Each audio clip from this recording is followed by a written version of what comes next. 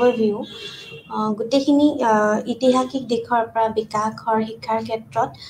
আজি এইখিনি ইউনিট আমি লাষ্টৰ যোনখিনি আয়োগ কমিটিসমূহ ডিছকাছ কৰিছিলোঁ তাৰ ৰিকমেণ্ডেশ্যনছখিনি এবাৰ গোটেইখিনি আমি চাম ৰিভাইজ কৰিম বিকজ যোনখিনি হিষ্ট্ৰিকেল বিভিন্ন ধৰণৰ ইন্ট্ৰডাকশ্যন আছে ৰিকমেণ্ডেশ্যনছ আছে আৰু প্ৰত্যেক ইয়েৰৰ ইম্পৰ্টেঞ্চ আছে ৰিলেটেড টু এডুকেশ্যন সেইখিনি অকণমান আমি আৰু এবাৰ চাম বিকজ আমি যেতিয়া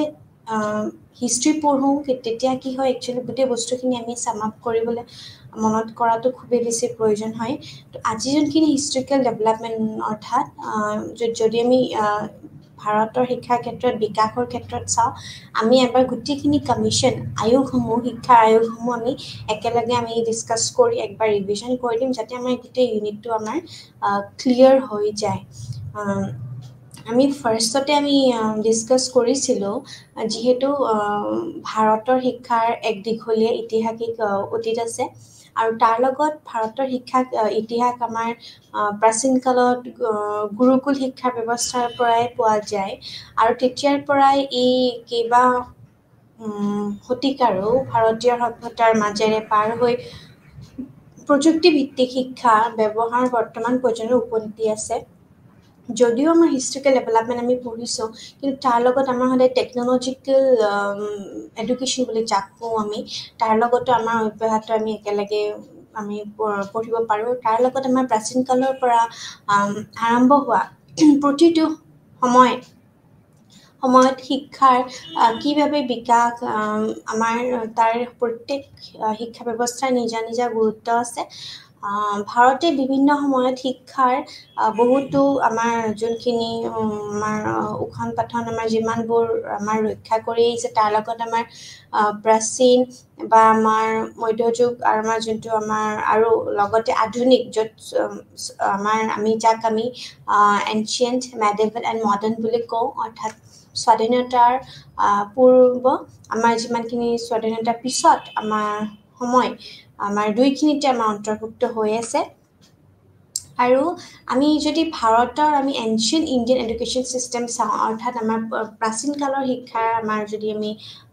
চাওঁ তেনেহ'লে ভাৰতৰ সুপ্ৰতিষ্ঠিত আমাৰ যিমানবোৰ শিক্ষা ব্যৱস্থাৰ এক দীঘলীয়া ইতিহাস আছে আৰু আধুনিক শৈক্ষিক আমাৰ যিমানবোৰ প্ৰণালী আছে সেইখিনি আমাৰ সদায় অতীতত প্ৰচলিত হৈ সেই শৈক্ষিক প্ৰণালীৰ আমাৰ ফলাফলো হৈ আহিছে আধুনিক বা সময় আমাৰ যিমানখিনি মায়িক শিক্ষাৰ আমাৰ প্ৰণালীবোৰ আছে আমাৰ গোটেইখিনি অতীতৰ আমাৰ শৈক্ষিক প্ৰণালীৰ পৰা আমাৰ তেওঁলোকৰ আমাৰ যিমানখিনি আমি আমাৰ আহৰণ কৰা হৈছে আৰু এইটো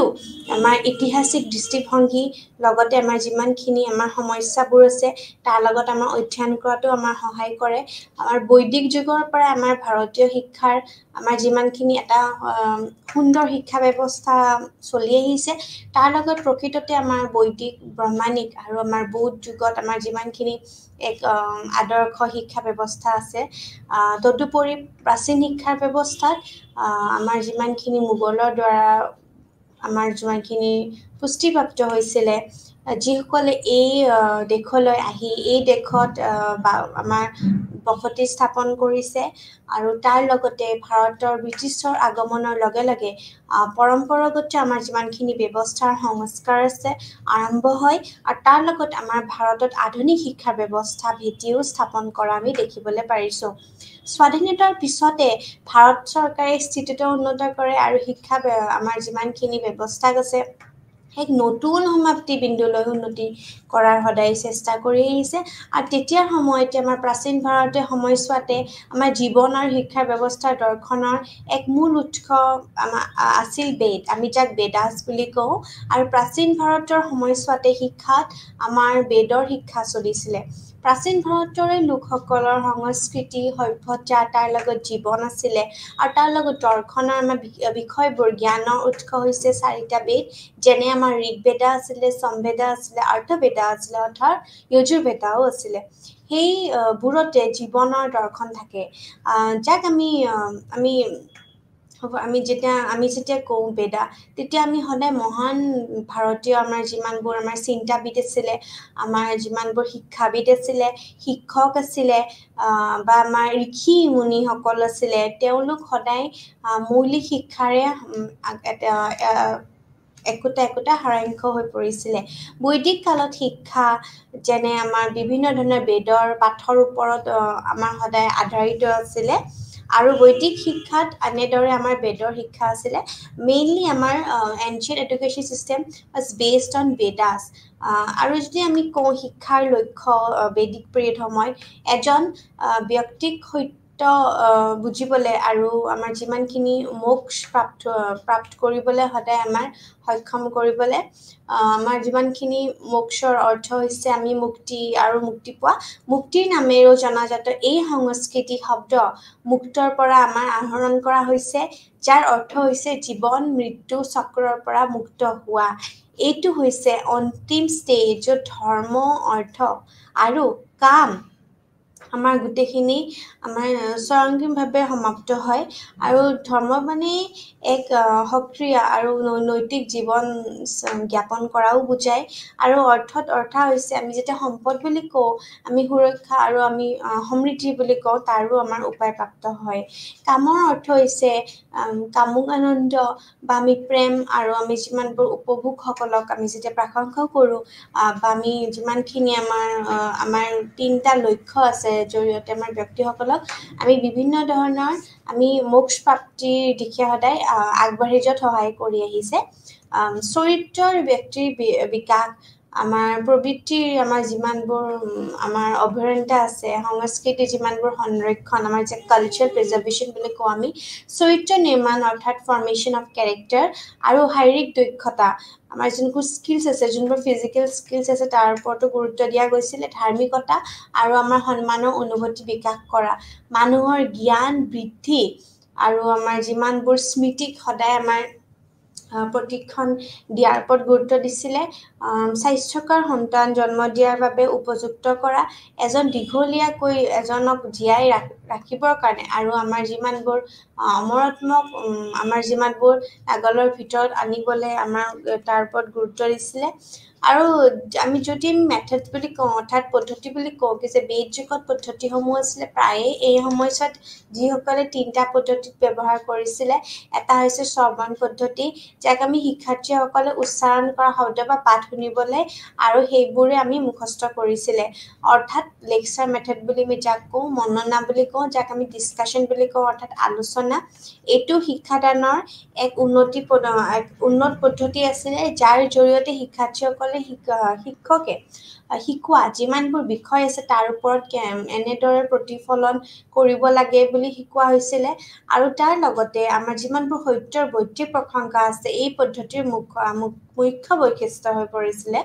আৰু আছে ধ্যান কৰা অৰ্থাৎ আমি মেডিটেশ্যন কৰা এই পদ্ধতিৰ জৰিয়তে সত্যৰ উপলব্ধি সম্পূৰ্ণ কৰিব লাগিছিলে ব্যক্তিজনক এই পদ্ধতিৰ দ্বাৰা আমি আত্ম উপলব্ধি অৰ্থাৎ চেল্ফ ৰিয়েলাইজেশ্যন বুলি যাক কয় তাক কৰিবলৈ সদায় সহায় কৰা হৈছিলে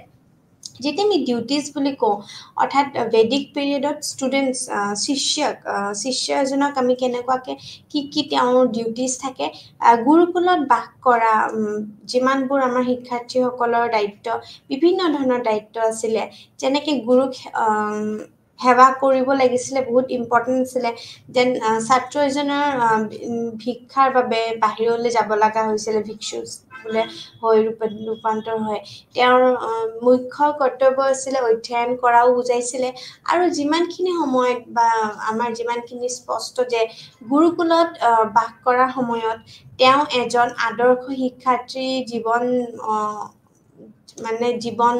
জীয়াব লাগিছিলে তাৰ লগত যিহেতু সৰল আৰু মানে চিম্পল লাইফ এটা যাতে তেওঁলোকে জীয়ায় আৰু যদি আমি কওঁ কি যে ৰিলেশ্যনশ্বিপ বিটুইন গুৰু এণ্ড শিষ্যছ অৰ্থাৎ গুৰু আৰু শিষ্যৰ মাজত কেনেকুৱা ধৰণৰ সম্পৰ্ক এটা থকাটো উচিত হয় যেতিয়া আমি বৈদিক যুগত আমি কওঁ আমি শিষ্যসকলে তেওঁৰ সদায় গুৰুক তেওঁৰ পিতৃ হিচাপে দৰ্জা দিছিলে গণ্য কৰিছিলে গুৰু খুব মৰমেৰে তেওঁ যিমানখিনি কথা শিকাইছিলে সেইখিনি চোৱা চিতা কৰিছিলে তেওঁ কেতিয়াও কোনো ধৰণে কষ্ট ভোগ কৰিবলৈ নিদিয়ে আৰু সদায় তেওঁৰ আমাৰ যিমানখিনি সৰ্বাংগী আমাৰ যিমানখিনি বিকাশৰ দিশতো কাম কৰে লগতে আৰু গুৰুকুলে সদায় যিকোনো প্ৰণালী ছাত্ৰজনক শিক্ষক ঘৰত বা প্ৰতিষ্ঠিত আমাৰ যিমানখিনি বৰ্ডিং হাউচ তেওঁৰ ঘৰৰ পৰা আঁতৰত ৰখাৰ প্ৰয়োজন হৈছিলে আৰু প্ৰাচীন ভাৰতীয় শিক্ষাৰ আটাইতকৈ গুৰুত্বপূৰ্ণ বৈশিষ্ট্যৰ ভিতৰত তাৰ ভিতৰতে আছিলে এতিয়া যদি আমি কওঁ এজন গুৰুৰ কোৱালিটিজ কি ধৰণৰ হ'ব লাগে তেনেহ'লে জ্ঞান বা আধ্যাত্মিক বিকাশৰ ক্ষেত্ৰত আমি বৈদিক যুগৰ শিক্ষকসকলে সমাজৰ সৰ্বোচ্চ আমাৰ যিমানখিনি দায়িত্ব আছিলে সেইখিনি কৰিছিলে তেওঁলোকৰ গুৰুকুলৰ বাস কৰি তেওঁলোকে সদায় তেওঁলোকৰ চিন্তাধাৰাৰ ধৰ্মীয় আৰু আধ্যাত্মিক বিকাশৰ ওপৰতো গুৰুত্ব স্থাপন কৰিছিলে আৰু যিমানখিনি সেয়েহে সেইখিনি সময়ত যিমানখিনি শিষ্যসকলে প্ৰতিটো দায়িত্বত আছিলে গুৰুৰ ওপৰত যিয়ে তেওঁলোকৰ শিক্ষাৰ্থীসকলৰ গুণগত উন্নত কৰিবৰ কাৰণে অৰ্থাৎ কোৱালিটি ভাল কৰিব ইম্প্ৰুভ কৰিবৰ কাৰণে নিৰন্তৰ চেষ্টা কৰিছিলে যাতে তেওঁলোকৰ নিজতকৈ ভাল হ'ব পাৰে এইটো আটাইতকৈ এটা গুৰুত্বপূৰ্ণ দিশ আছিলে নিজতকৈ ভাল কৰা এজ এ টিচাৰ বা এজ এ গুৰু হিচাপে তেওঁৰ দায়িত্ব আছে তেওঁলোকৰ নিজতছেও শিষ্যসকলক ভাল কৰাৰ এটা গুৰুত্ব দিয়া গৈছিলে শিক্ষকজনৰ দায়িত্ব আছিলে চূড়ান্ত সত্য উপলব্ধিৰ বাবে শিক্ষাৰ্থীসকলৰ সঠিক পথ প্ৰদৰ্শন কৰা পথ প্ৰদৰ্শন যেতিয়া আমি পথ প্ৰদৰ্শন কৰি যেতিয়া আমাক ৰাইট ডিৰেকশ্যন দিয়াটো বহুত বেছি ইম্পৰ্টেণ্ট আছিলে আৰু সেইখিনি সময়ত আমাৰ যোনখন কাৰিকুলাম আছিলে অৰ্থাৎ পাঠ্যক্ৰম আছিলে বৈদিক সময়ছোৱাত পাঠ্যক্ৰম শিক্ষাৰ্থী আমাৰ ব্যক্তিৰ আমাৰ যিমানখিনি আমাৰ সৰ্বাংকন বিকাশৰ প্ৰকৃত উন্নত কৰা বাবে আমাৰ বাছনি কৰা হৈছিলে শিক্ষাৰ্থীসকলৰ আমাৰ 4টা বেদ আমাৰ হৃদয়ৰে শিকোৱা হৈছিলে আৰু তাৰ লগত আমাৰ যিমানখিনি ব্যাকৰণ জ্যোতিষী আমাৰ যিমানখিনি আমাৰ শিক্ষা আছিলে শাৰীৰিক শিক্ষা আছিলে এইবোৰ গোটেইখিনি আমাৰ পাঠ্যক্ৰমত আমাৰ অন্তৰ্ভুক্ত কৰা হৈছিলে তাৰ লগতে আমাৰ যিমানখিনি পেছাদাৰী আৰু কাৰিকৰী বিষয় আছিলে যেনে আয়ুৰ্বেদ হওক বা চিকিৎসা হওক এনেকুৱা ধৰণৰ জ্যোতিষ বিজ্ঞান নৈতিকতা দৰ্শন আমাৰ যিমানখিনি এই গোটেইখিনি আমাৰ তাৰ ওপৰতো আমাৰ পাঠ্যক্ৰমত অন্তৰ্ভুক্ত কৰা হৈছিলে ধৰ্মীয় শিক্ষাৰ ওপৰতো গুৰুত্ব দিয়া হৈছিলে ৰীতি নীতি শিক্ষাৰ ওপৰত গুৰুত্ব দিয়া হৈছিলে চৰিত্ৰ নিৰ্মাণৰ ওপৰত গুৰুত্ব দিয়া হৈছিলে তো এই ব্যক্তিগত যাতে গোটেইখিনি বিকাশ হয় তাৰ ওপৰত গুৰুত্ব দিয়া গৈছিলে মেইনলি অলৰাউণ্ড ডেভেলপমেণ্টৰ ওপৰত গুৰুত্ব দিছিল যাক আমি সামগ্ৰিক শিক্ষা বুলি কওঁ আমি যেতিয়া মহিলা শিক্ষা ওমেন এডুকেশ্যনৰ ওপৰত গুৰুত্ব দিছিলে বৈদিক যুগতো মহিলা শিক্ষক সঠিক মনোযোগ লাভ কৰিছিলে যাৰ ফলস্বৰূপে কি হৈছিলে যে মহিলাসকলে শিক্ষা লাভ কৰাৰ পিছত খুব বেছি বিশ্বাসত ঋষিসকলেও যিমানবোৰ মানে ভজন ৰচনা কৰিছিলে তেওঁলোকে ধৰ্মীয় ৰীতি নীতিত অংশগ্ৰহণ কৰিছিলে তেওঁলোকক ব্যৱহাৰিক আৰু যিমানখিনি উপযোগী হস্তশিল্প থাকে অৰ্থাৎ হেণ্ডিক্ৰাফ্টছ থাকে তাৰ ঘৰুৱা কৰ্তব্য শিকোৱা হৈছিলে কাম কাজবোৰ শাৰীৰিক শিক্ষাৰ ওপৰত গুৰুত্ব দিছিলে মানুহে একেলগে বিভিন্ন কলা আৰু কাৰুশিল্পৰ শিল্পী কৰিব পাৰে ঋষি বা বিভিন্ন ধৰণৰ কৃষিৰ ওপৰত গুৰুত্ব দিছিলে বিষয়বোৰ বৈদিক শিক্ষাৰ জৰিয়তেও চব গুৰুত্ব দিয়া গৈছিলে আমি বুদ্ধিষ্ট পিৰিয়ডত বৌদ্ধ ধৰ্ম যদি আমি এতিয়া বৌদ্ধ ধৰ্মৰ কথা কওঁ বৌদ্ধ ধৰ্মত ভাৰতৰ বিকশিত হৈছিলে আৰু গৌতম বুদ্ধৰ দ্বাৰা আৰম্ভ কৰা হৈছিল যদি আমাৰ পৰীক্ষাত বা আমি এটা ইম্পৰ্টেণ্ট এটা আমাৰ পইণ্টছ আমি ক'ব পাৰোঁ যে who is known as the father of like Buddhist philosophy যদি আমি বুদ্ধিষ্ট ফিলচফি বা আমি বৌদ্ধ দৰ্শনৰ মেইন পিতৃ হিচাপে কাক জনা যায় তেতিয়া আমি সদায় গৌতম বুদ্ধৰ নামটো ল'বই লাগিব তো গৌতম বুদ্ধক তেওঁ বুদ্ধৰ দ্বাৰা আৰম্ভ হৈছিলে আৰু তেওঁ গোটেই আমাৰ ৰাজবংশৰ ভাৰতীয় ৰাজকুমাৰ হৈ পৰিছিলে ভাৰতত তেতিয়া সময়ত আমাৰ যিমানবোৰ বৌদ্ধ ধৰ্মৰ কোনো চিন্তাৰ পৰা আমাৰ কোনো ধৰণৰ মানে হঠাৎ আউট অফ এমাৰ্জেঞ্চিত এটা ক্ৰিয়েট হোৱা ফিলচফি নহয় এইটো ভাৰতীয় চিন্তাধাৰাৰ স্বাভাৱিক বিৱৰ্তনত আছিলে যিটো সমাজৰ প্ৰাচীন ভাৰতীয় ধৰ্মীয় দাৰ্শনিক সামাজিক আৰু ৰাজনৈতিক আমাৰ যিমানখিনি টাইম আছিলে সেই গোটেই সময়ছোৱাতে এই ক্ষেত্ৰত প্ৰকাশ কৰা হৈছিলে আৰু বৌদ্ধ ধৰ্ম মঠ আৰু বিহাৰৰ জৰিয়তে বিয়পি পৰিছিলে মঠ আৰু বিহাৰ এটা ইম্পৰ্টেণ্ট ৰোল প্লে কৰিছে যাৰ আমাৰ কাৰণে আমি প্ৰপগেশ্যন অফ বুদ্ধিজম ফিলচফি সম্ভৱ হৈ পৰিছে আৰু তাৰ লগত শৈক্ষিক কাৰ্যকলাপবোৰ সম্পন্ন কৰা হৈছিলে মঠ আৰু বিহাৰসকলৰ বলি বেদীৰ স্থান লোৱা হৈছিলে আৰু তাৰ এই ঠাইবোৰতে এৰি যোৱাৰ লগতে সাংস্কৃতিক জীৱনৰ কেন্দ্ৰ হৈ পৰিছিলে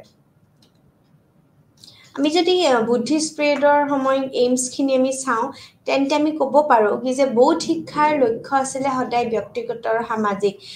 ইণ্ডিভিজুৱেল আৰু ছ'চিয়েল এইম বুলি ক'ব পাৰোঁ ব্যক্তিগত লক্ষ্য আধাৰিত আমাৰ নৈতিক চৰিত্ৰ বিকাশৰ ওপৰত গুৰুত্ব দিছিলে নৈতিক চৰিত্ৰ বিকাশ মানে আমাৰ যিমানখিনি আমাৰ মৰেল আমাৰ কেৰেক্টাৰ ফৰ্মেশ্যনৰ ওপৰত গুৰুত্ব দিছিলে সামাজিক লক্ষ্যৰ অধীনত গুৰুত্ব দিছিলে ব্যক্তিৰ আমাৰ গোটেইখিনি যি ওপৰত গুৰুত্ব দিছিলে কেনেকৈ আমি শিক্ষা অনুষ্ঠানত নামভৰ্তি সংঘত আমাৰ নামভৰ্তি কৰে সেইখিনিৰ ওপৰত গুৰুত্ব দিছিলে আমাৰ পাবজা বা আমাৰ পাবজা প্ৰথম আমাৰ এটা চেৰেমনি যোনটো চেৰেমনিৰ দৰে নামভৰ্তি কৰা গৈছিলে তো এনেকুৱা ধৰণৰ এই গোটেই আমাৰ এইমছখিনি ডিছকাছ কৰা হৈছিল তাত আমাৰ উপসম্পদা 20 বছৰ বয়সৰ আমাৰ যিমানখিনি উপসম্পদা অনুষ্ঠানৰ মাজেৰে যাব লগা হৈছিলে আৰু তাৰপিছতে তেওঁ সংঘৰ স্থায়ী সদস্য হৈ পৰিছিলে যদি আমাৰ যদি এটা প্ৰশ্ন আহে কি যে আমাৰ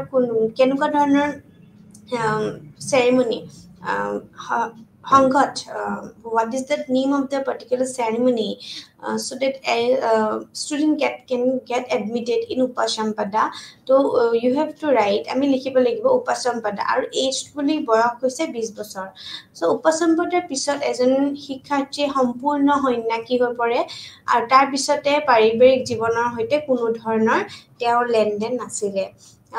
এটা যে কাৰিকুলাম আছিলে এইখিনি আমাৰ পাঠ্যক্ৰমসমূহ মৌখিক হয় জেনেৰেলি অৰেল আছিলে আনুষ্ঠানিকে আছিলে ফৰ্মেল আৰু কিতাপ আধাৰিত আছিলে বুক বেছড আছিলে সন্যাসীসকলৰ যিমানবোৰ আমাৰ বুদ্ধ আৰু আমাৰ যিমানখিনি ধৰ্মস্থায়ী শিক্ষাৰ অধ্যয়নত চলাই আছিলে আৰু বৌদ্ধৰ শিক্ষকসকলৰো পাঠ্যক্ৰমত আমাৰ গোটেইখিনি আছিলে তাৰ লগত আমাৰ বিভিন্ন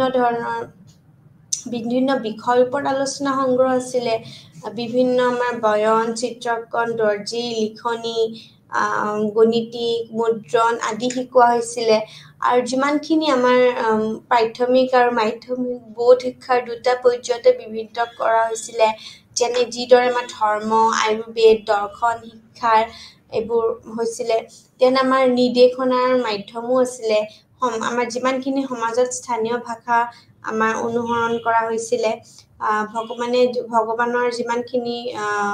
বুদ্ধই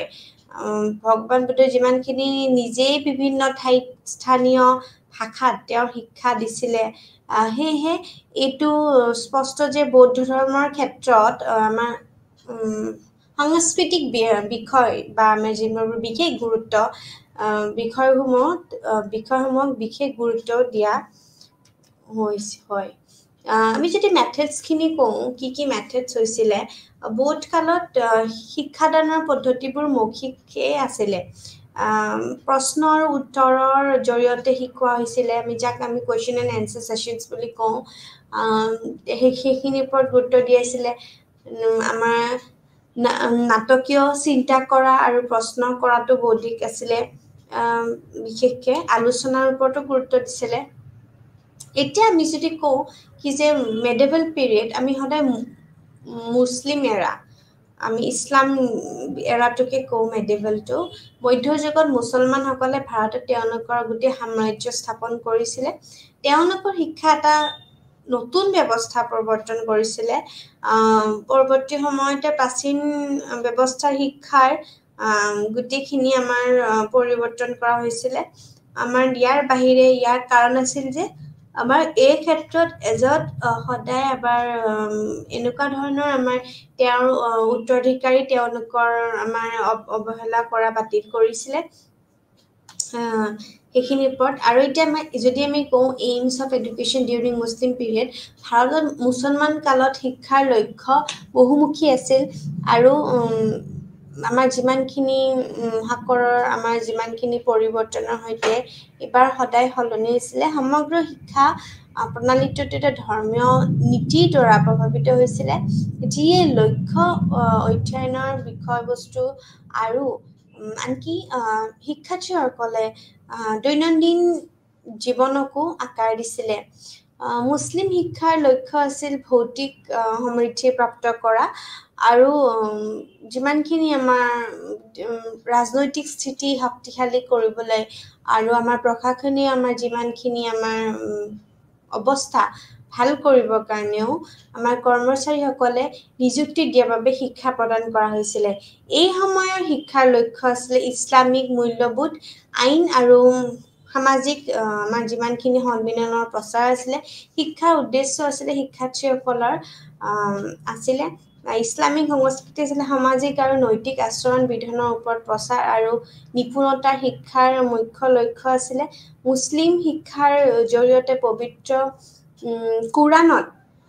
মুছলমান আইন আৰু আমাৰ যিমানখিনি পৰিৱৰ্তনৰ বিষয় আছে সেইখিনি আমাৰ জনসাধাৰণক অৱগত কৰা হৈছিলে তাৰ লগতে আমাৰ দীক্ষা অনুষ্ঠানো আছিলে যেতিয়া আমি দীক্ষা অনুষ্ঠান বুলি কওঁ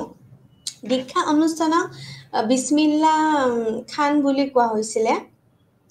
ইয়াৰ অৰ্থ হৈছিলে শিশুটোক ঈশ্বৰৰ আহ্বান কৰাৰ পিছত শিক্ষাৰ সৈতে পৰিচয় কৰা দিয়া হৈছিল যেতিয়া আমি বিছমিল্লা খান বুলি কওঁ কিবা এটা আমাৰ যেতিয়া আমাৰ মুছলিমসকলৰ মতে যেতিয়া আমাৰ কিবা এটা বস্তু আমি ভগৱানৰ লগত এৰি দিওঁ তেতিয়া আমি সদায় বিছমিল্লা বুলি কওঁ ঠিক তেনেকৈ মাক্তাবত নামভৰ্তি বিছমিল্লা নামৰ এক ৰঙীন অনুষ্ঠানৰ দ্বাৰা স্বীকৃতি কৰা হৈছিলে মাক্তাবত হৈছিলে আৰু সেই তাহাঁতৰ চেৰিমনিটোৰ নাম আছিলে নামভৰ্তিত বিছমিল্লা নামৰ এক ৰঙীন অনুষ্ঠানো পতা গৈছিলে শিক্ষা অনুষ্ঠানৰ প্ৰকাৰ বিভিন্ন ধৰণৰ আছিলে যেনেকৈ মাক্তাব আৰু মাদ্ৰাছা মাক্তাব আছিলে প্ৰাথমিক শিক্ষাৰ বাবে মাক্তাবত প্ৰদান কৰা হৈছিলে আৰু এইবোৰ আছিলে মছজিদৰ সৈতে আমাৰ যিমানখিনি সংলগ্ন প্ৰাথমিক বিদ্যালয় বা 3 টকাত আমাৰ মুছলমান আমাৰ শিক্ষা প্ৰদান কৰা ব্যক্তিৰ দ্বাৰা আমাৰ পৰিচালিত আছে পঢ়া লিখাৰ প্ৰাথমিক গণিত আমাৰ ৰিডিং ৰাইটিং মেথছ এৰিথমেটিক বেচিক্সখিনি আমাৰ সদায় মাক্তাবত দিছিলে আৰু মাদ্ৰাছা হৈছে আমাৰ উচ্চ শিক্ষাৰ আমাৰ যিমানখিনি আমাৰ আছে উচ্চ শিক্ষাখিনি তাত প্ৰদান কৰা গৈছিলে প্ৰাথমিক শিক্ষাৰ সম্পূৰ্ণ কৰাৰ পিছতে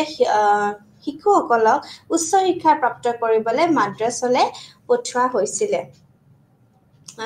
মুছলিম শিক্ষা অনুষ্ঠানত শিক্ষাদানৰ আমাৰ যিমান পদ্ধতি আছিলে আমাৰ আবৃত্তি আৰু ক্ৰেমিং আছিলে আৰু ইয়াৰ পাঠ্যক্ৰম প্ৰাথমিক আমাৰ যিমানখিনি পৰ্যায়তো পাঠ্যক্ৰম পঢ়া শুনাত আমাৰ লিখা গণিতিক আৰু ধৰ্মীয় শিক্ষাৰ ওপৰত আমাৰ গুৰুত্ব দিয়া হৈছিলে উচ্চ শিক্ষাৰ পৰ্যায়তো আমাৰ পাঠ্যক্ৰম বহল আৰু আমাৰ বিস্তৃত আছিলে আৰবী ভাষাৰ আমাৰ বিভিন্ন ধৰণৰ আমাৰ অধ্যয়ন হৈছে অৰ্থনীতি ব্যাকৰণ ইতিহাস দৰ্শন ভূগোল ৰাজনীতি অৰ্থনীতি গ্ৰীক ভাষা আৰু আমাৰ জ্যোতিষ আছিলে নিৰ্দেশনাৰ মাধ্যম বুলি ক'লে আমাৰ পাৰ্চী যি মুছলিম ৰজাসকলৰ আদালতৰ ভাষা আছিলে শিক্ষাৰ জনপ্ৰিয় মাধ্যম আছিলে মহিলা মুছলমানৰ শিক্ষাৰ বাবে কোৰাণৰ ভাষা আৰবী ভাষা অধ্যয়নৰ বাধ্যতামূলক আছিলে আৰু আমাৰ যিমানখিনি মধ্যযুগত মহিলা শিক্ষক আমাৰ বেছিভাগ আমাৰ উপেক্ষা কৰা হৈছিলে ইছলামিক কালত আমাৰ পৰ্দা প্ৰণালীৰ আমাৰ উপস্থিত আছিলে পৰীক্ষা প্ৰণালী শিক্ষা অৱস্থাত আধুনিক প্ৰকাৰৰ বাৰ্ষিক পৰীক্ষাৰ কোনো ধৰণৰ আমাৰ ব্যৱস্থা নাছিলে মূল্যাংকন হৈছিলে এক বিল্ট-ইন নিৰঞ্জন প্ৰক্ৰিয়া আমাৰ যিমানখিনি আমাৰ আপগ্ৰেডেশ্যনবোৰ শিক্ষাবিদসকলৰ দ্বাৰাই নিজে মূল্যায়নৰ ওপৰত আধাৰিত আছিলে আমি যেতিয়া মডাৰ্ণ টাইম বুলি কওঁ আধুনিক শিক্ষা ব্যৱস্থা আমাৰ সদায় পৰ্তুগীজ মিছনেৰী যিবিলাক 1510 চনৰ আমাৰ আৰম্ভণি কৰা হৈছিলে তাৰ পিছতে ব্ৰিটিছ আমাৰ যিমানবোৰ খ্ৰীষ্টান মিছনাৰীজ আছিলে ভাৰতলৈ আহে আৰু আধুনিক ভাৰতৰ শিক্ষা ব্ৰিটিছসকলৰ আগমনৰ সৈতে আৰম্ভ হয় আমি যেতিয়া একদম প্ৰথম এনচিয়েন্ট পঢ়িছিলে ancient is all about the Vedas okay Vedas খিনি আছিলে যেতিয়া আমি মেডিভেল পঢ়িলো আমাৰ সদায় আমি মুছলিম ৰাজ কৰা মুছলমান rulers বোৰে how we fought then in the modern time আমি সদায় খ্ৰীষ্টান মিছনাৰীজ বা পৰ্তুগীজ মিছনাৰীজ বিলাকৰ সকলে আমি নাম ল'ব লাগিব ভাৰতত অহাৰ পিছতে ব্ৰিটিছসকলে ইষ্ট ইণ্ডিয়া কোম্পানী প্ৰতিষ্ঠিত কৰে আৰু কিন্তু অলপ সময় পিছতে ভিতৰতে চৰকাৰৰ ৰাষ্ট্ৰত্ব ব্ৰিটিছ সম্পদৰ হাতত আছিলে ব্ৰিটিছে গোটেইখিনি কেপচাৰ কৰি দিছিলে ইষ্ট ইণ্ডিয়া কোম্পানীৰ আমাৰ যিমানখিনি শাসন কালত অৰ্থাৎ ডমিনেশ্যন আমি পিৰিয়ডটোতে আমাৰ যেতিয়া আমি চব ব্ৰিটিছৰ আণ্ডাৰত আছিলে তেতিয়া আমাতে শিক্ষা প্ৰথম আমাৰ অৱহেলিত হৈছিলে কিয়নো কোম্পানীটোৰ আমাৰ ভাৰতত ইয়াৰ যিমানখিনি শাসন গতিশালী কৰাত আমাৰ ব্যস্ত আছিলে যেতিয়া 1813 চনত ভাৰতত শিক্ষাৰ বাবে আমাৰ বাজেটক 1 লাখ টকাৰ এটা 1 লাখ টকা কৰা হৈছিলে হেতু আমাৰ চাৰ্টাৰ আইন আমি এটা চাৰ্টাৰ আইন পঢ়িম তেতিয়া আমি চাৰ্টাৰ আইনকে ৰিভাইজ কৰিলে বস্তুটো বুজি পাম what was that one sum of 1 lakh rupees was all about শিক্ষাৰ গুৰুত্বপূৰ্ণ বিকাশবোৰ স্বাধীনতাৰ পূৰ্বে সময়ছোৱাত আৰম্ভ হৈছিলে বিশেষকৈ মেকলিছ মিনিট 1835 1935 চনৰ পৰামৰ্শৰ পৰা এইটো ভাৰতৰ স্বাধীনতাকালৰ শিক্ষাৰ আন বহুতো বিকাশৰ সৈতে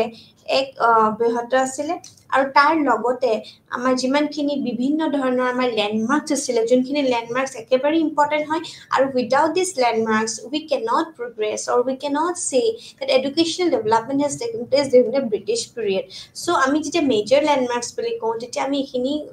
কোৱাটো খুব বেছি ইম্পৰ্টেন্ট হয় যেনে প্ৰথমটো হৈছে ম্যাকলুৰ minute 1835 so what was that ম্যাকলুৰ মিনিট ম্যাকলিস মিনিট actually আমি যদি ইংলিশত pronounce কৰো we pronounce as Macaulay's minute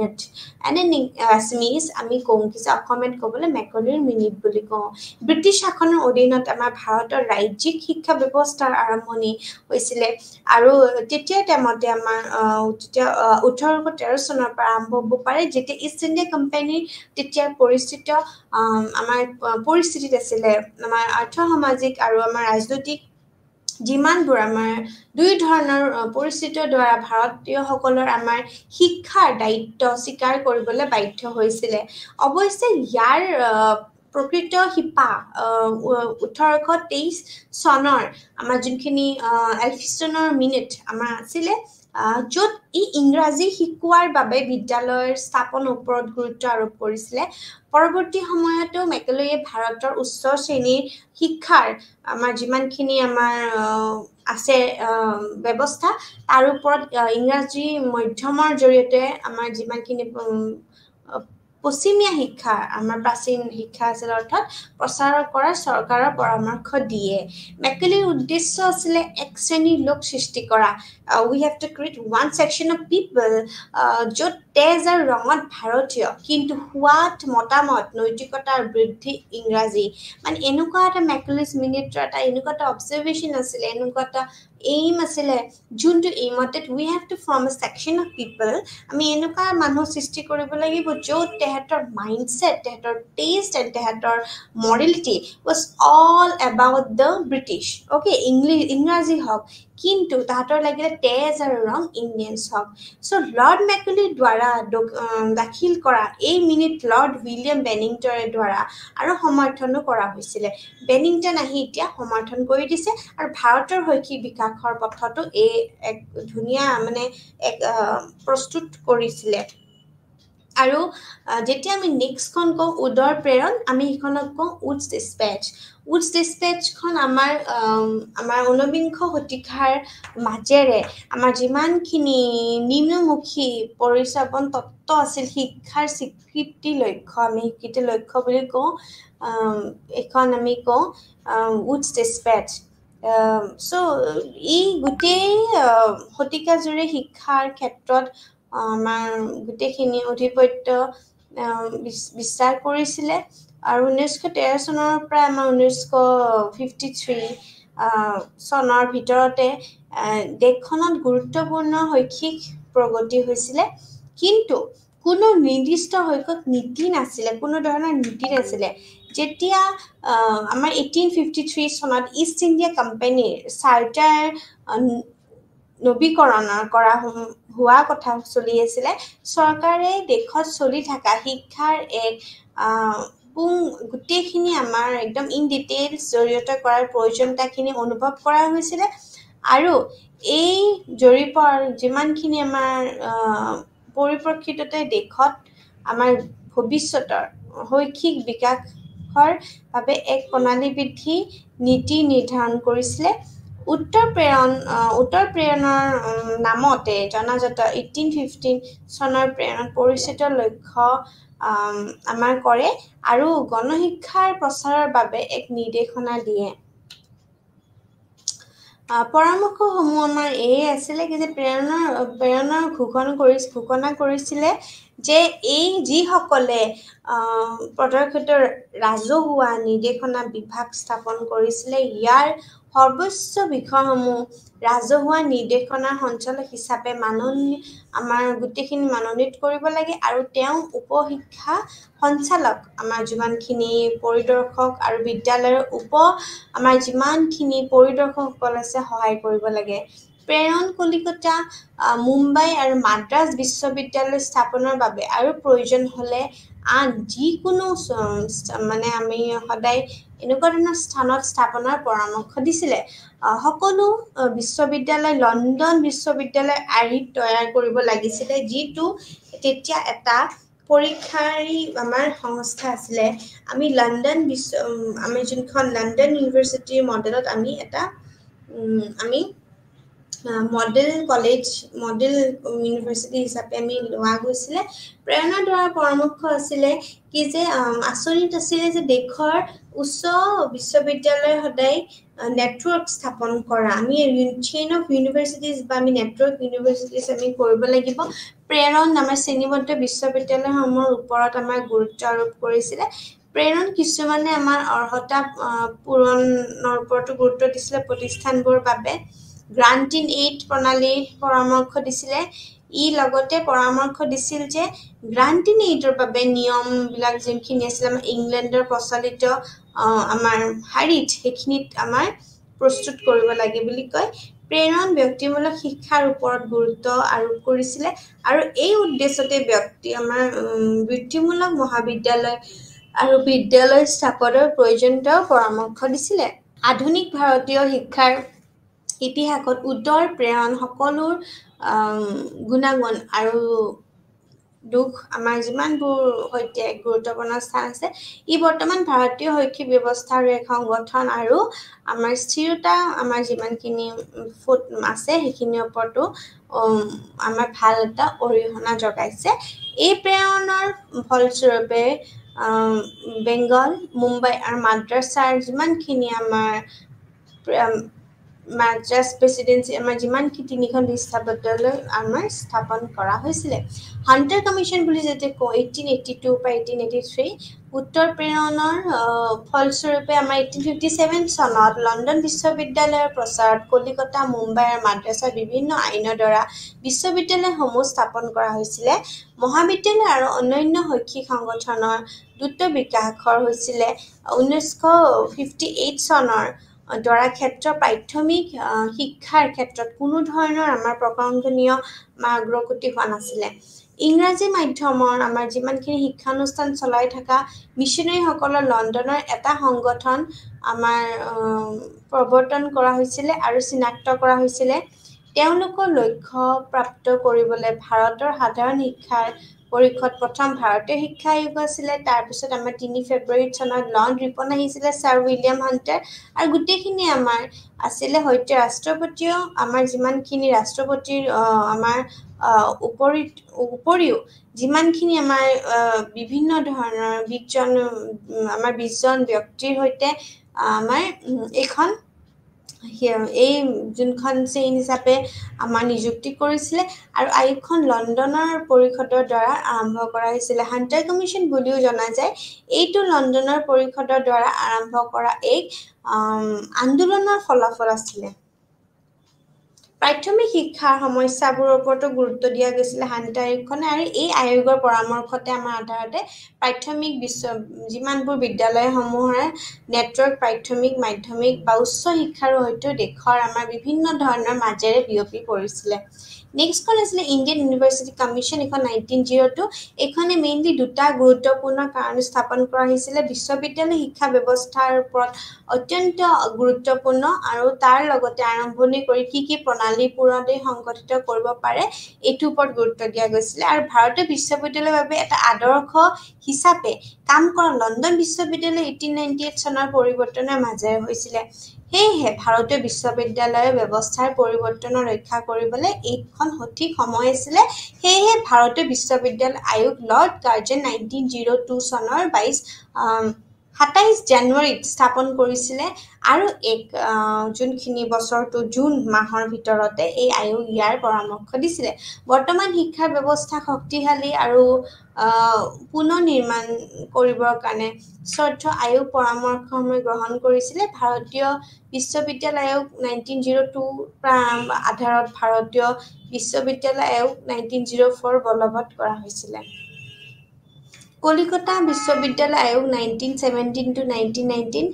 lids বিশ্ববিদ্যালয় উপাচাৰ্য ডক্টৰ মাইকেল চেডলাৰ অধ্যক্ষত যিমানখিনি আছিলে এই চনত কলিকতা বিশ্ববিদ্যালয় আয়োগ গঠন কৰা হৈছিলে আয়োগে চেডলাৰ আয়োগ বুলিও জনা গৈছিলে যদিও আয়োগ মুখ্যত কলিকতা বিশ্ববিদ্যালয়ৰ সময়ছতে পৰীক্ষা কৰিবলৈ নিযুক্ত কৰা হৈছিলে এনেদৰে এই পৰামৰ্শবিলাক প্ৰদান কৰা হৈছিলে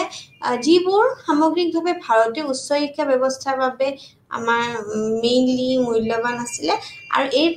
এই প্ৰতিবেদনে ভাৰতত মাধ্যমিক আৰু উচ্চ মাধ্যমিক প্ৰগতিৰ ওপৰতো যথেষ্ট প্ৰভাৱ পেলাইছিলে আৰু নেক্সট হৈছে হাৰ্টক কমিটি 1820 যোনখন আমাৰ চনৰ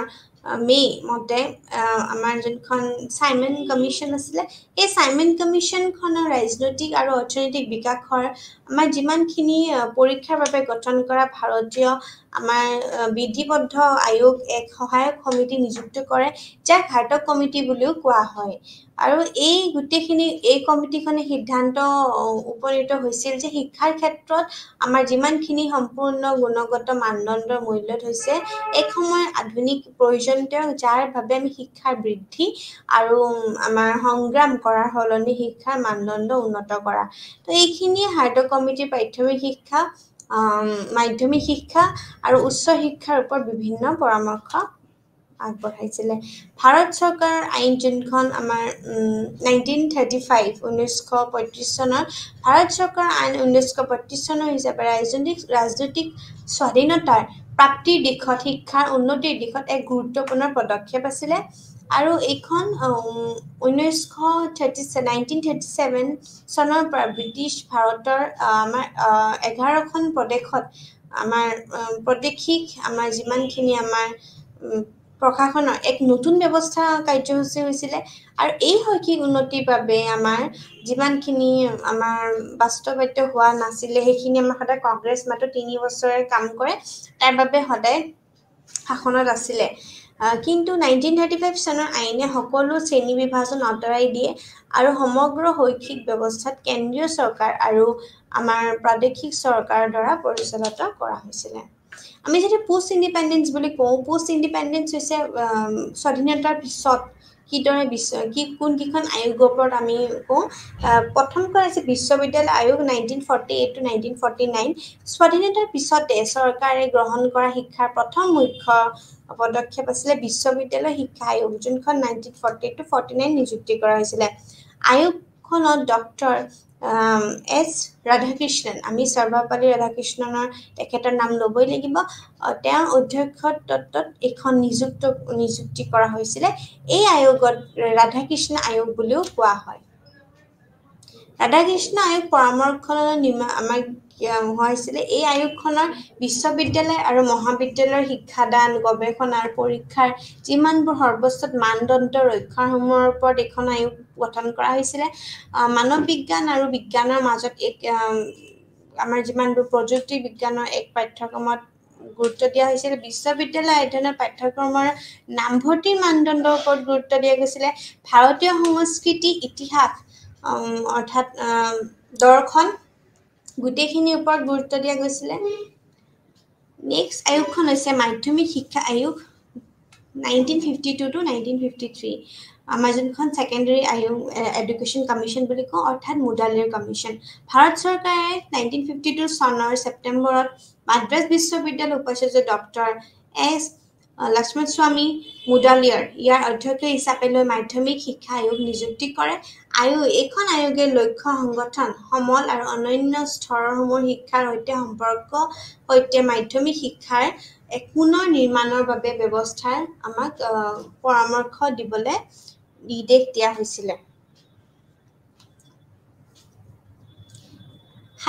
শিক্ষা আয়োগ প্ৰয়োজনীয়তা অনুভৱ হৈছিল যে শিক্ষাৰ সকলো স্তৰৰ পুনৰ সংগঠন, আমি reconstruction of educational setting in every stage, যাৰ প্ৰাইমেৰী, ছেকেণ্ডেৰী, হায়াৰ ছেকেণ্ডেৰীৰ ওপৰত গোটেইখিনি গুৰুত্ব দিয়া গৈছিলে। ভাৰত চৰকাৰে যোনখন আমাৰ 64 চনত ডক্টৰ DS কোঠাৰীৰ অধ্যক্ষত শিক্ষা আয়োগ নিযুক্ত কৰা হৈছিলে। এখন কোঠাৰী কমিশ্যন বুলিও জনা যায়।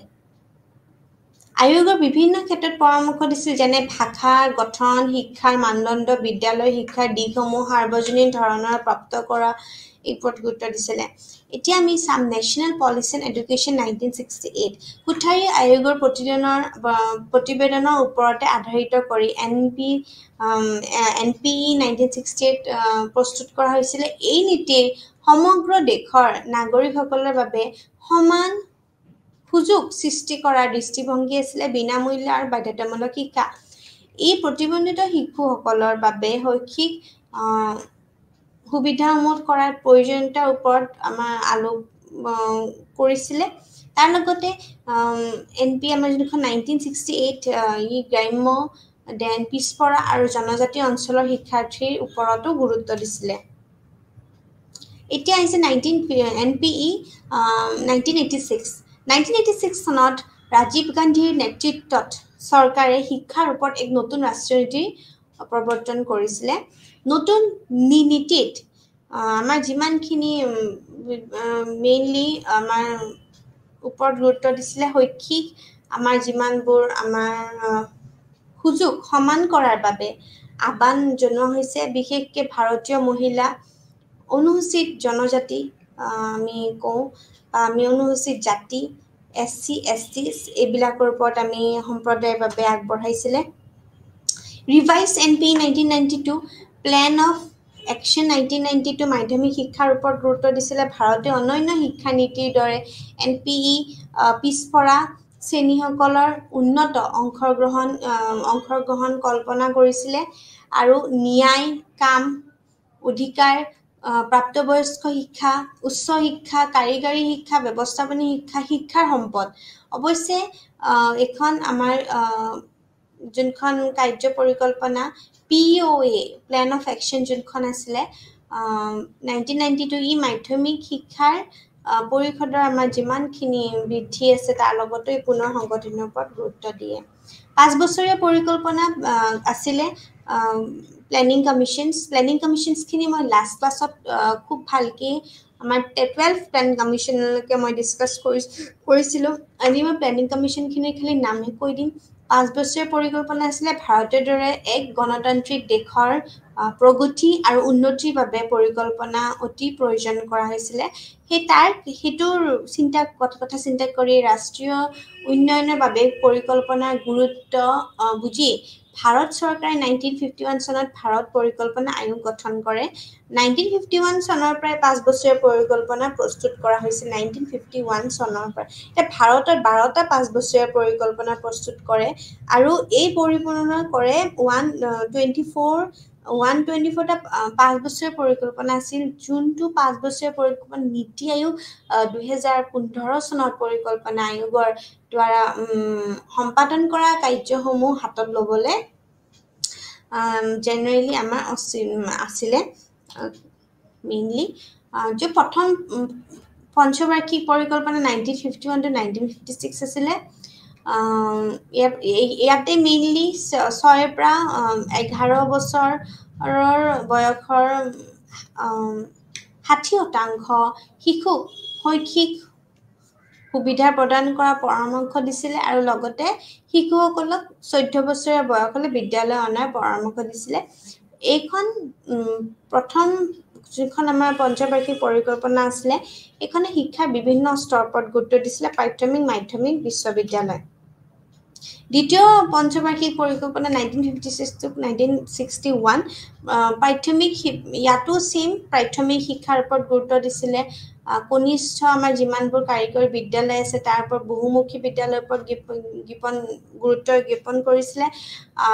প্ৰশিক্ষণ সুবিধাসমূহৰ বাবে গুৰুত্ব দিছিল ব্যৱস্থা কৰাৰ সমূহৰ বাবে তৃতীয় পঞ্চবাৰ্ষিক পৰিকল্পনাৰ ওপৰত গুৰুত্ব দিছিলে 6 পৰা 11 বছৰ বয়সৰ বাবে শিক্ষা সাৰ্বজনীন কৰা সকলৰ ওপৰত গুৰুত্ব দিছিলে মাধ্যমিক শিক্ষাৰ ওপৰত গুৰুত্ব দিছিল বিশ্ববিদ্যালয়সমূহৰ ওপৰত গুৰুত্ব দিছিল 3 বছৰীয়া ওপৰত গুৰুত্ব দিছিলে স্নাতকোত্তৰ বা গোটেইখিনি শিক্ষকসকলে গুৰুত্ব দিছিলে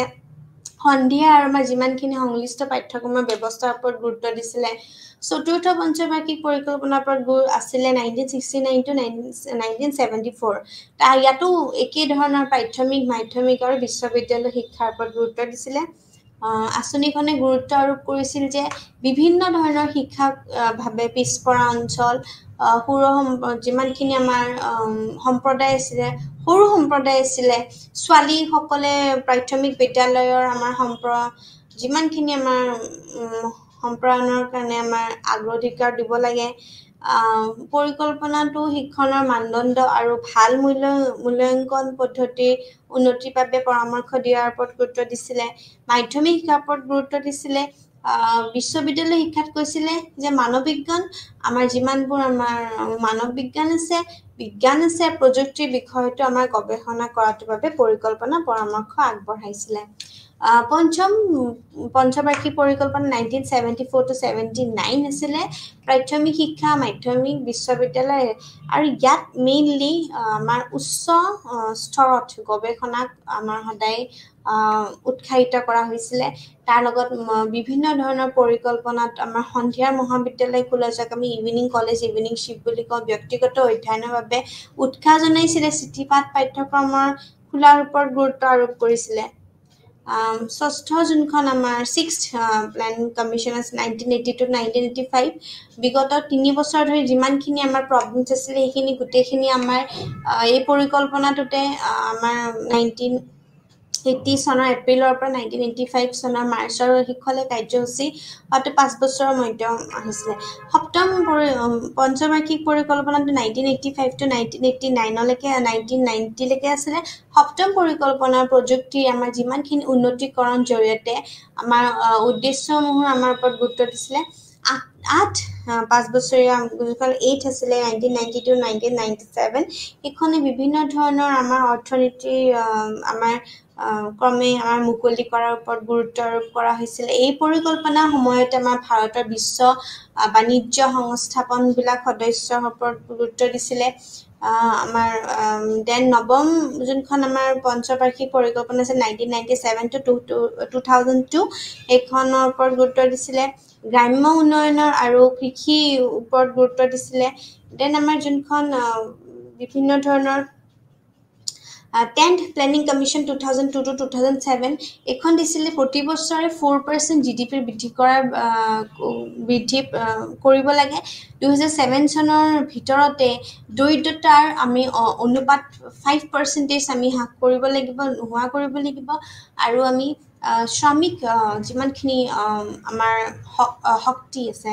এইখিনি আমি লাভজনক আৰু উচ্চ মানদণ্ডৰে আমি নিযুক্তি প্ৰদান কৰিব লাগে আৰু যোনখন 11th প্ল্যানিং কমিশন আছে সেইখন আমাৰ অধিক বহল আধাৰৰ ওপৰত সামগ্ৰিক বিকাশৰ ওপৰত আধাৰিত আছিল এক দৃষ্টিভংগী প্ৰাপ্তি কৰা নীতিসকলে যোনবোৰ আমাৰ পুনৰ গঠন কৰাৰ ওপৰত সুযোগ প্ৰদান কৰিছিল 12 প্ল্যানিং কমিশনখন আছে 2012 to 2017 এখন আছিলে আমাৰ যোনখন আমাৰ পৰিকল্পনা আছিলে ভাৰতৰ আমাৰ অন্তিম পঞ্চবাৰ্ষিক পৰিকল্পনা চৰকাৰে গোটেইখিনি নীতি নিৰ্দেশনা প্ৰদান কৰাৰ লক্ষ্যৰে পৰিকল্পনাখিনি আমাৰ আয়োগৰ হলনি নীতি আয়োগৰ স্থাপনা কৰা হৈছিলে যোনখন আমাৰ 12 প্ল্যানিং কমিশন আছিলে এখনৰ দৰিদ্ৰতা হ্ৰাস কৰাৰ ওপৰত মেইন গুৰুত্ব দিছিলে আমাৰ আঞ্চলিক যিমানখিনি আমাৰ পিছপৰা ঠাই এইখিনি ওপৰত গুৰুত্ব দিছিলে আমাৰ OBC মাইনৰিটিজ SC STs ওপৰত গুৰুত্ব দিছিলে তাৰপিছত আমি নীতি আয়োগ পৰিকল্পনা আয়োগৰ এক পৰিৱৰ্তিত ৰূপ হিচাপে ৰাষ্ট্ৰীয় পৰিৱৰ্তনশীল ভাৰত প্ৰতিষ্ঠান এক নীতি আয়োগ জনা যায় 2020 চনত কেন্দ্ৰীয় চৰকাৰ এই প্ৰস্তাৱৰ জৰিয়তে 1 জানুৱাৰী 2015 চনৰ তাৰিখে গঠন কৰা হৈছিলে নীতি আয়োগৰ আমাৰ যিমানবোৰ কাৰ্যসমূহ আছে এইখিনি আমি গোটেইখিনি আমাৰ গাঁৱৰ স্তৰত যিমানবোৰ আমাৰ বিশ্বাসযোগ্য পৰিকল্পনা প্ৰস্তুত কৰাৰ বাবে প্ৰণালী বিকাশিত কৰাত এইবোৰ চৰকাৰে উচ্চ স্তৰৰ মানে একত্ৰিত কৰে তাৰ লগতে আমাৰ যিমানবোৰ সমাজৰ এই শ্ৰেণীবোৰৰ প্ৰতি বিশেষ মনোযোগৰ দিয়াৰ ওপৰতো গুৰুত্ব দিয়ে আৰু ফান্ডামেন্টাল ৰাইট বুলি ক'লে আমাৰ 2002 চনত এই হৈছিলে শিক্ষাৰ মৌলিক অধিকাৰ হিচাপে আমি কওঁ বিনামূল্য শিক্ষা 1 এপ্ৰিল 2010 চনৰ কাৰ্যসূচী হৈছিলে ই কয় কি যে 6 পৰা 14 বছৰৰ বিনামূল্য শিক্ষা বাধ্যতামূলক শিক্ষাৰ অধিকাৰ প্ৰদান কৰে প্ৰাথমিক শিক্ষা 6 পৰা 14 বছৰৰ বিষয়ক শিক্ষাসকলৰ বিষয়ে এক অধিকাৰ হিচাপে গঢ়ি তোলাত এই আইনে বৰ্তমান বিদ্যালয় যিমানবোৰ আমাৰ নোযোৱা শিশুসকলক পোনপটীয়াকৈ লাভ লোৱাৰ ক্ষেত্ৰত আগবাঢ়ি যোৱাত সহায় কৰে বিদ্যালয় যিমানখিনি আমাৰ ব্যৱস্থাপনা সমিতি আছে অৰ্থাৎ স্কুল মেনেজিং কমিটি আছে বা স্থানীয় যিমানবোৰ আমাৰ সংস্থাবোৰ আছে আমাৰ সেইখিনি 6 বছৰৰ অধিক বয়সৰ লগত আমাৰ শিশুসকলে চিনাক্ত কৰিব পাৰে তেওঁলোকৰ বয়সৰ বাবে উপযুক্ত শ্ৰেণীত ভৰ্তি কৰাৰ দায়িত্ব লয় NP 2020 ৰাষ্ট্ৰীয় শিক্ষা নীতি 2020 ওপৰত আমি গুৰুত্ব দিছিলোঁ যোনখন 2020 চনৰ জুলাইত জাননী দিছে প্ৰতিষ্ঠান বা NEP 2020 মৌলিক নীতিবোৰ আমাৰ আছিলে গ্ৰেড 3 4 দ্বাৰা সকলো শিক্ষাৰ্থীৰ দ্বাৰা আধাৰিত এখন আমাৰ সাক্ষৰতা অৰ্থাৎ লিটাৰেট হোৱাৰ সংখ্যাটো যাতে আগবাঢ়ি যায় আমাৰ সেইখিনি ওপৰত গুৰুত্ব দিছে বিজ্ঞান সামাজিক বিজ্ঞান কলা মানৱ বা আমাৰ বহুমুখী শিক্ষাৰ ওপৰত গুৰুত্ব দিয়ে শিক্ষা আৰু পৰীক্ষাৰ বাবে বিকাশ সলনি ধাৰণমূলক বুজাবুজিৰ ওপৰতো গুৰুত্ব দিয়ে শিশুসকলৰ সৃষ্টিশীল আৰু আমাৰ যিমানখিনি সমালোচনাৰ চিন্তাবোৰৰ ওপৰতো বিকাশ দিয়ে বিদ্যালয় শিক্ষাগত গাঁথনিৰ ওপৰত NEP 2020 May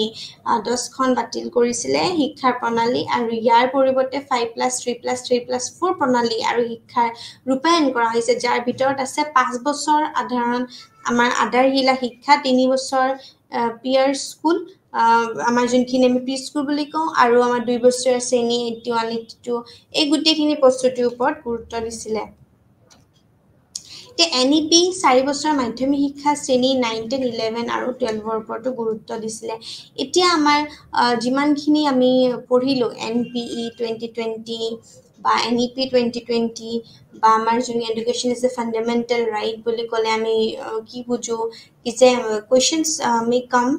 from this 1 year like it may come in objective questions also is what is all about education as a fundamental right বুলি ক'লে আমি কি বুজি পাওঁ তেতিয়া আমি লিখিব লাগিব বিনামূল্যৰ বাধ্যতামূলক শিক্ষা বাবে শিক্ষাৰ অধিকাৰ আমাৰ যোন RTE বুলি কওঁ আমি ৰাইট টু এডুকেশ্যন আইনৰ শিশুৰ অধিকাৰ 2009 চনৰ ভাৰতত আমাৰ সংসদৰ আমাৰ যোনখন আৰ্টিকেল সংসদৰ আছে দ্বাৰা আমাৰ প্ৰণয়ন কৰা হৈছিল কিন্তু RTE আইন 1 এপ্ৰিল 2010 তাৰিখে কাৰ্যকৰী হৈছিলে মানে 2009 চনত একচুয়ালি লঞ্চ হৈছিলে এণ্ড 2010 ইমপ্লিমেন্ট কৰা হৈছিল ৰাইট আফটাৰ 1 ইয়াৰ ই শিশুসকলক 6 পৰা 14 বছৰৰ ভিতৰত বয়সৰ বিনামূল্য আৰু বাধ্যতামূলক শিক্ষাৰ অধিকাৰ প্ৰদান কৰা হিচাপে কয় আৰু কয় যে শিশুসকলৰ বাবে এক বিশেষ অধিকাৰ হিচাপে গঢ়ি তোলাত সহায় কৰে আৰু এই আইনে বৰ্তমান বিদ্যালয় যিমানবোৰ স্কুল যোৱা নাই তাহাঁতক আইডেণ্টিফিকেশ্যন কৰে আৰু এপ্ৰপ্ৰিয়েট এজটোতে কভাৰ কৰি দিয়ে নীতি আয়োগৰ কথা আমি গোটেইখিনি ডিছকাছ কৰিছোঁ আমি গোটেইখিনি কমিশ্যনছ ডিছকাছ কৰিছোঁ প্ৰত্যেক commission right from the first commission to the 12th commission যিমানখিনি আমাৰ ৰিকমেণ্ডেশ্যনছ আছে আমি সেইখিনি ডিছকাছ কৰিছোঁ আমাৰ যিমানখিনি আমি কোনখন কমিশ্যনে কেনেকুৱা ধৰণৰ ৰিকমেণ্ডেশ্যনছ দিছিলে উইথ প্ৰপাৰ এজ সেইখিনি আমি ডিছকাছ কৰিছোঁ তো আমি গোটেইখিনি ডিছকাছ কৰিছোঁ এতিয়া এভৰিথিং এই ইউনিটটো this unit covers all the whole thing that comes under historical development of education in India so this unit is very important etu বহুত এটা গুৰুত্বপূৰ্ণ এটা ইউনিট হয় এটা চেপ্টাৰ হয় আৰু এই চেপ্টাৰটোৰ প্ৰত্যেক there are many dates which you have to remember মনত কৰিব লাগিব আৰু সন বিশেষকৈ সনবোৰ আমি মনত ৰখাটো বহুত ইম্পৰ্টেণ্ট হয় কোনখন আয়োগ কেতিয়া স্থাপন হৈছিলে কেতিয়া বাতিল হৈছিলে কেতিয়া মেইনলি কাৰ্যকৰী হৈছিলে কেতিয়া লঞ্চ হৈছিলে এই বস্তুখিনি বহুত ইম্পৰ্টেণ্ট হয় আৰু ফাণ্ডামেণ্টেল এডুকেশ্যনে কেনেকুৱা ধৰণৰ আৰ্টিকেল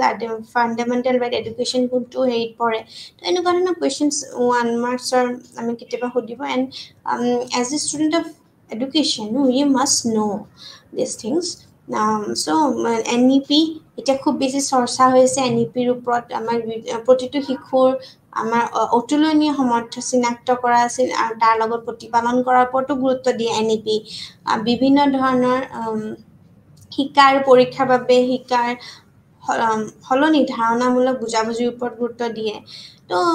এইবোৰ ধৰণৰ শিশুসকলৰ যিমানবোৰ সমালোচনা চিন্তাধাৰা বিকাশৰ ওপৰত গুৰুত্ব দিয়ে এভৰিথিং গোটেইখিনি বস্তু আমাৰ NEP 2020 আমি কভাৰ কৰা ৰাষ্ট্ৰীয় শিক্ষা নীতি যদি কুৱেশ্যন মাৰ্ক বা objective fill in the blanks বা কেনেকুৱা ধৰণৰ কুৱেশ্যনছ আহে তেনেহ'লে আমি কি লিখিব পাৰোঁ তো এনেকুৱা ধৰণৰ বস্তুবোৰ বহুত ইম্পৰ্টেণ্ট হয় আৰু কেতিয়া ভাৰত চৰকাৰে এখন জাননী দিছিলে বা কেতিয়া প্ৰতিষ্ঠান হৈছিলে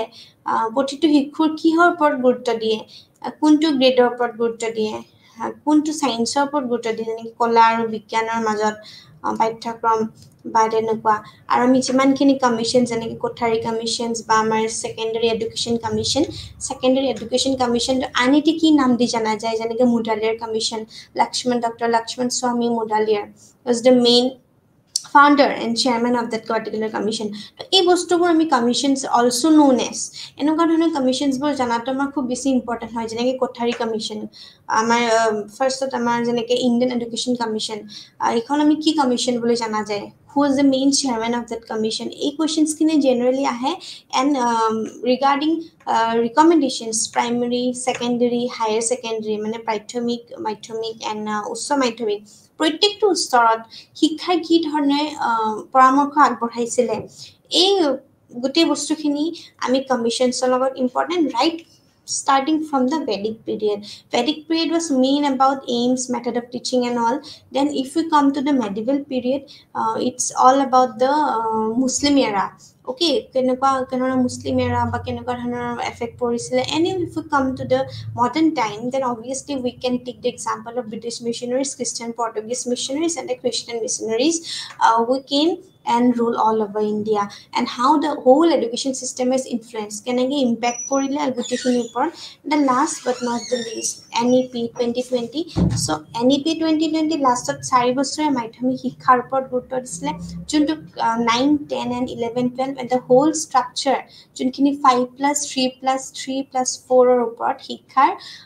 ৰূপায়ণ গোটেইখিনি চেঞ্জ হৈছিলে আৰু তাৰ ভিতৰতে 5 বছৰীয়া আধাৰতো শিক্ষাখিনি 3 বছৰীয়া প্ৰি স্কুল তাৰ পিছত 2 বছৰীয়া শ্ৰেণী 182 ওপৰত গুৰুত্ব দিছিলে so this is all about NEP thank you so last to 5 বছৰীয়া যোনখন আমাৰ মাধ্যমিক শ্ৰেণী ক্লাছ 9 10 11 12 ৰ ওপৰতো